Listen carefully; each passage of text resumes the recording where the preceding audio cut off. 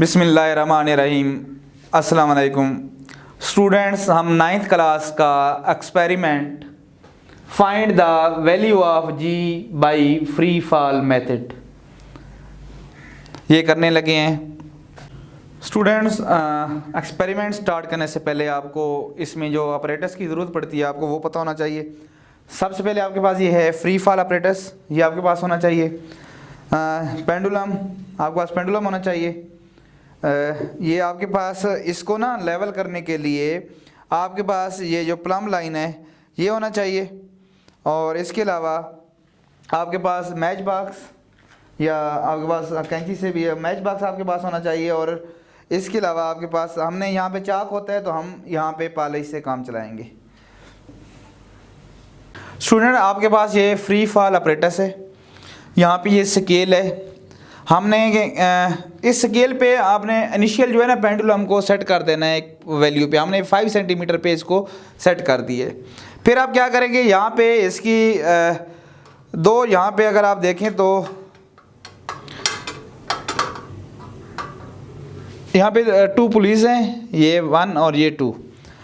Thread के through आप यहाँ पुलिस से यहाँ पे धागा जो है यहाँ से गुजार के आप यहाँ इसके साथ इधर यहाँ पे बांध देंगे। अब आप करेंगे क्या, आप यहाँ पे हम पहले तो आपने ना इसको आपका जो फ्री फॉल ऑपरेटर्स है इसको प्लम लाइन की मदद से आप यहाँ पे प्लम लाइन की मदद से हम यहाँ पे इसको क्या करेंगे, प्लम लाइन की मदद से हम इसको पहले यहाँ पे बैलेंस करेंगे कि ये बिल्कुल बैलेंस होना चाहिए। यहाँ पे ये स्क्रूज भी हैं, इसको आप इसके थ्रू भी इसको बैलेंस कर सकते हैं और प्लम लाइन के थ्रू देख सकते हैं कि ये बैलेंस है कि नहीं। अब हमने करना क्या है, आपके पास ये थ्रेड है, इसको आपने यहाँ पे बांध दिया। अब ये जो पेंडुलम है ना, आप यहाँ पे इस धागे को हम यहाँ से माचिस के साथ जला दें या काटेंगे तो काटने के बाद ये आपका पेंडुलम नीचे आएगा और ये भी इस तरफ मूव करेगा। तो एक पॉइंट ऐसा आएगा जहाँ पे दोनों आपस में टकरा जाएंगे। वहाँ पे आपने देखना है कि किस पॉइंट पे आपने ये दोनों आपस में टकराए हैं, तो वो पोजीशन आपने फाइंड कर लेनी है। अब हमें कैसे पता लगेगा किस पोजीशन पे ये टकरा रहे हैं, तो पेंडुलम के लिए हमने ये पॉलिश ली है। इस पॉलिश के थ्रू हम क्या करेंगे, इसके ऊपर पॉलिश लगा देंगे। आपके पास ये जो बॉब है हम यहाँ पे इसके ऊपर पॉलिश लगा देंगे ताकि आपको पता लग सके कि ये कहाँ पे इसके साथ टकराया है। तो अब मैं करता क्या हूँ, मैं स्टॉप वॉच भी हमारे पास होनी चाहिए। अब मैं क्या करूँगा, यहाँ से धागे को मैं काट देता हूँ। जैसे काटूँगा ये जो बॉब है ये नीचे मूव करेगा, ये इस तरफ मूव करेगा, एक पॉइंट पे दोनों आपस में टकरा जाएंगे। वो पोजीशन हमने देख लेनी है कि ये स्केल है, वहाँ से हमें पता लगेगा कि किस पोजीशन पे आपस में टकराए हैं। इसके ऊपर इसलिए हमने पॉलिश लगा दी है कि जिस पॉइंट पे टकराएं ताकि वहाँ पे निशान आ जाए और हमें पता लग जाए। तो यहाँ से मैं ऐसा करता हूँ, इसको काटता हूँ।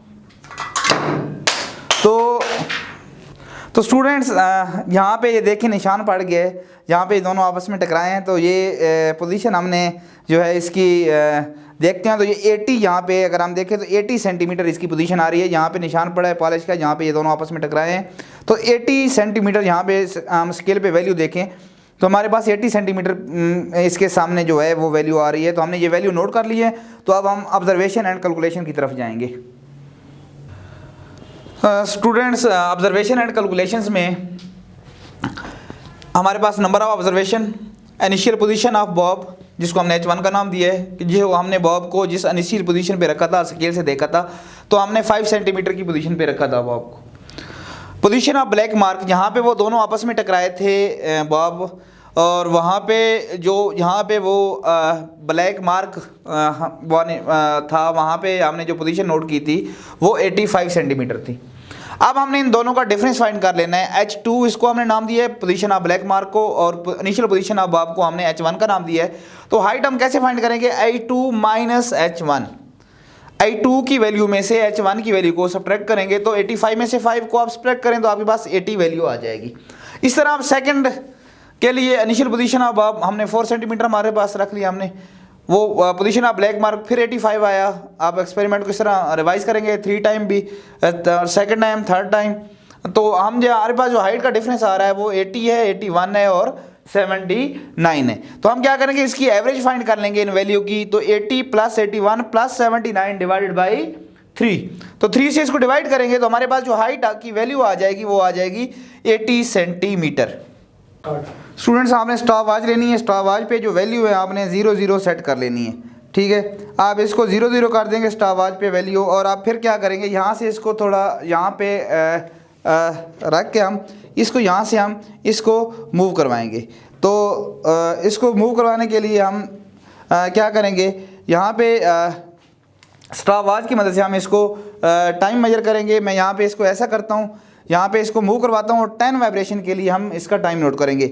जैसे 10 वाइब्रेशन कंप्लीट होंगी हम स्टॉपवॉच को स्टॉप कर देंगे और जो टाइम होगा वो नोट कर लेंगे। अभी स्टॉपवॉच हमने 0 0 पे सेट कर दिया। मैं इसको जैसे ही मूव करवाऊँगा स्टॉपवॉच को स्टार्ट कर देना है। 1 2 3 4 5 6 7 8 9 10। अब हमने स्टॉपवॉच के थ्रू इसका टाइम नोट किया है 10 वाइब्रेशन के लिए। तो हमारे पास जो टाइम आ रहा है वो है 16.16 सेकंड। तो हम इसका टाइम नोट कर लिया। ये आप 3 दफ़ा इसको रिपीट करें, तो इसके लिए टाइम आप नोट करें। हमने जो इसका टाइम है वो नोट सेकंड और थर्ड के लिए किया है, लेकिन हम आपको यहाँ पे करके नहीं दिखा रहे। एक दफ़ा हमने करके दिखाया कि कैसे करना है। वो टाइम हम यहाँ पे क्या करते हैं, नोट कर लेते हैं। तो इसका टाइम जो है ना, पहली दफ़ा 16.16 सेकंड आया 10 वाइब्रेशन के लिए। सेकंड टाइम हमने जब नोट किया तो 16.08, और थर्ड टाइम जो हमारे पास वैल्यू आई है वो है 16.02। अब हमने स्टूडेंट्स करना क्या है, इसका मीन टाइम फाइंड करना है। तो हम इन तीनों वैल्यू को प्लस करेंगे और 3 से डिवाइड कर देंगे। इसको हमने T0 से शो किया मीन टाइम को। तो आपके पास जो वैल्यू है वो आ जाएगी 16.08 सेकंड। इन तीनों वैल्यू को आप प्लस करेंगे, 3 से डिवाइड करेंगे, तो आपके पास जो वैल्यू आएगी वो आएगी 16.08 सेकंड। अब हमने टाइम पीरियड फाइंड करना है ऑफ द अबव। तो हम क्या करेंगे, इस वैल्यू को T0 को 10 वाइब्रेशन के लिए हमने किया, तो इसको हम T0 को 10 से डिवाइड कर देंगे। तो 16.08 को हम 10 से डिवाइड करेंगे, तो हमारे पास जो है ना वो टाइम पीरियड बॉब का हमारे पास आ जाएगा। अब हमने time period of the Bob find कर लिया। कैसे किया, टी को T0 की जो वैल्यू है उसको हमने 10 से डिवाइड किया है। 16.08 जो था हमने उसको 10 से डिवाइड किया, तो हमारे पास time period of the bob जो है वो उसकी वैल्यू आ गई है। अब हमने time for free fall find करना है। तो हम ये जो टी की वैल्यू हमारे पास आई है, इसको हम टी की टाइम फॉर फ्री फॉल को मैंने स्मॉल टी से शो किया है। तो आपके पास जो टाइम पीरियड की वैल्यू है ये 1.6 है। तो इसको हम 1.6 को हम क्या करेंगे, डिवाइड कर देंगे किसके साथ, 4 के साथ। तो हमारे पास वैल्यू आ जाएगी 0.4 सेकेंड। मैं ये आपको बता देता हूँ कि हमने 4 से क्यों डिवाइड किया है। स्टूडेंट्स हमने आपके पास जो टी की वैल्यू है, टाइम पीरियड जो है ऑफ द अबव, उसको हमने 4 से डिवाइड क्यों किया है, क्योंकि जब हम इसको यहाँ से मूव करवाते हैं ना, तो ये इसकी 4 डिवीजन होती है। कैसे, 1 2 3 और 4। 1 वाइब्रेशन कंप्लीट करने के लिए ये 4 डिवीजन्स करता है, 1 2 3 4। लेकिन हमने जो ब्लैक मार्क यहाँ पे शो किया था, जहाँ पे बॉब और ये आपस में टकराया था, तो वो सिर्फ एक डिवीजन थी, 1 डिवीजन यहाँ पे। तो हमारे पास 1 वाइब्रेशन में 4 डिवीजन है, लेकिन हमें सिर्फ 1 डिवीजन की वैल्यू चाहिए। तो इसलिए हमने टाइम पीरियड को 4 से डिवाइड करेंगे, तो हमारे पास जो है ना 1 यहाँ तक की वैल्यू, 1 डिवीजन की वैल्यू हमारे पास आ जाएगी। तो इसलिए हमने उसको 4 से डिवाइड किया है।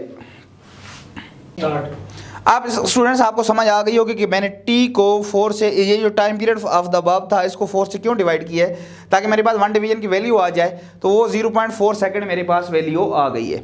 अब स्टूडेंट्स वैल्यू ऑफ जी हमने फाइंड करनी है। तो इसका फार्मूला मैं थोड़ा सा आपको बता देता हूँ।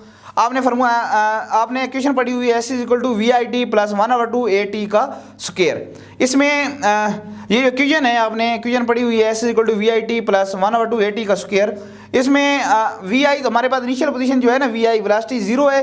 A को हम G की इक्वल रखेंगे और S को H की इक्वल, क्योंकि हम हाइट ले रहे हैं यहाँ पे। तो इस S की जगह आप H लिख दें, VI की जगह आप 0 कर दें, तो ये आपका पार्ट 0 हो जाएगा। 1/2 A की जगह आप G लिख दें, तो ये GT का स्क्वायर बन जाएगा। H उधर ही पड़ रहा है, T स्क्वायर इधर डिवाइड हो रहा है, उधर मल्टीप्लाई हो आपका जो है ना, G इधर ही पड़ रहा है, T स्क्वायर इधर मल्टीप्लाई हो रहा है, उधर डिवाइड हो जाएगा, और 2 इधर डिवाइड हो रहा है, उधर मल्टीप्लाई हो जाएगा। तो यहाँ से ये आपका फार्मूला जो है इस G की वैल्यू फाइंड करने के लिए यूज़ हो रहा है, G = 2H / T का स्क्वायर। अब यहाँ पे इस फार्मूला G = 2H / T का स्क्वायर जो है, ये आपको मैंने इन्फॉर्मेशन के लिए बताया जस्ट। तो ये जो फार्मूला है इसमें आप वैल्यू पुट करेंगे 2 और एच की वैल्यू आपके पास 80 है, हमने फाइंड की थी यहाँ पे 80 सेंटीमीटर, और जो आपके पास टी की वैल्यू है वो है 0.4, हमने यहाँ पे फाइंड किया तो 0.4 का स्क्वायर। जब ये आप कैलकुलेटर की मदद से इसको सॉल्व करेंगे तो आपके पास आंसर आएगा 1000 सेंटीमीटर पर सेकंड स्क्वायर। अब स्टूडेंट हम अगर इसको मीटर पर सेकंड स्क्वायर में कन्वर्ट करें, सेंटीमीटर को मीटर में हम कन्वर्ट करें तो हम 100 से डिवाइड कर देंगे, इस वैल्यू को 100 से डिवाइड करेंगे तो आपकी वैल्यू जो है ना जी की वैल्यू 10 मीटर पर सेकंड स्क्वायर आ जाएगी। जो आपको पता है जी की वैल्यू 10 मीटर पर सेकंड स्क्वायर ही होती है, जो हमने यहाँ पे फाइंड कर लिया। तो हमने यहाँ पे सेंटीमीटर को मीटर में कन्वर्ट कर दिया तो आपके पास जी की वैल्यू आ गई जो हम फाइंड करना चाहते थे। स्टूडेंट्स उम्मीद करता हूँ आपको समझ आई होगी। शुक्रिया।